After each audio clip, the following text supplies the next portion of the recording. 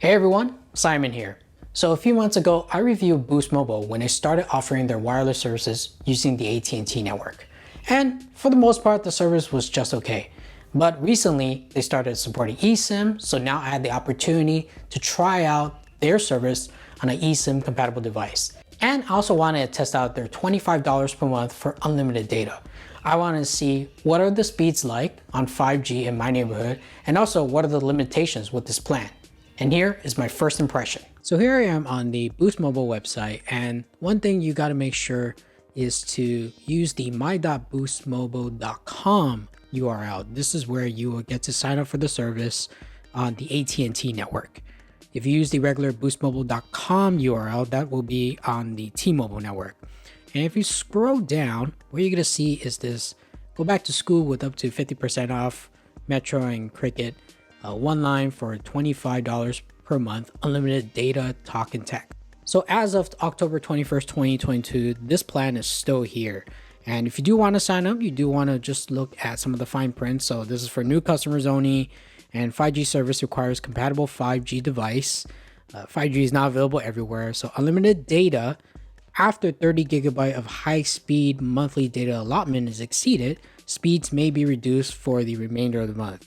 After your first month, you will pay $25 per month, and this plan does require auto pay. They do ship out a SIM kit to you, but you can still sign up for eSIM, and you still get the SIM kit through the mail as well. Signing up for the Boost Mobile plan wasn't that difficult. It actually was pretty smooth. I ported my phone number from Google Fi, checked for the eSIM compatibility, and just waited for a bit for the plan to activate. It took less than an hour, and after it activated, I was able to use the service. So here's my first speed test result. I am testing this around my neighborhood with the iPhone 12 mini, and for my download speed, I was getting around 50 megabits per second. And for my upload speed, I was getting somewhere around the 2.70 megabits per second up. So pretty decent for my neighborhood. And here is a second speed test that I conducted in a different area, not too far from where I live. And the speeds were vastly better and different.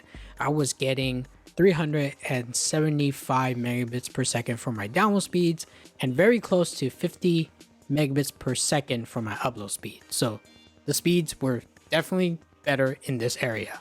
I'm also testing out their Boost One app. This is where you can earn what they call Boost coins, and you could use those coins to help you pay your wireless bill. So I want to see, does it actually work to help me pay my wireless bill? So those are my first impression of using this unlimited data plan for $25 from Boost Mobile. I will be making a full review on this new plan, so stay tuned.